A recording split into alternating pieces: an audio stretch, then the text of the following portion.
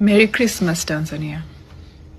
Sijui kwenu nyinyi, ila kwangu mimi kwa mara ya kwanza kwenye maisha yangu Christmas haina ile feeling ya Christmas. Yani ile shamra shamra, ile furaha ya Christmas.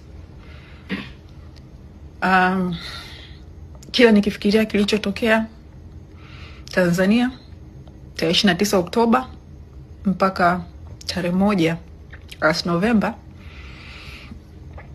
kila nikifikiria Watanzania walio uawa na serikali yao kwa kudai haki, I feel like ku celebrate Christmas ni kama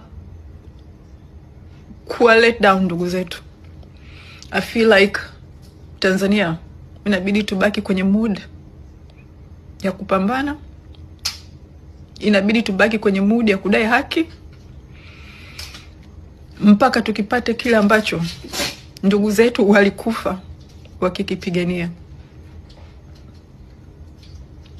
Hatuwezi kukubali ku move on kabla nchi yetu haijapata haki. Wao wamekaa wakiongelea amani. Nimeona leo tena waziri mkuu batili, waziri mkuu asiye na uhalali, Mwigulu Nchemba akiongelea kwamba viongozi wa dini waendelee kuhimiza amani na umoja kwenye nchi. Amani na umoja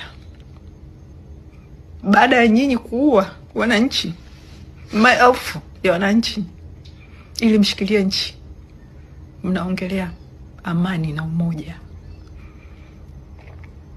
Baada ya nyinyi sasa hivi mnashikilia nchi kiharamu, mnashikilia nchi kwa bunduki, mnashikilia nchi baada ya kuua wananchi, mnaongelea amani na umoja. Bado hamuongelei haki, bado hamtaki kitu kinaitwa haki.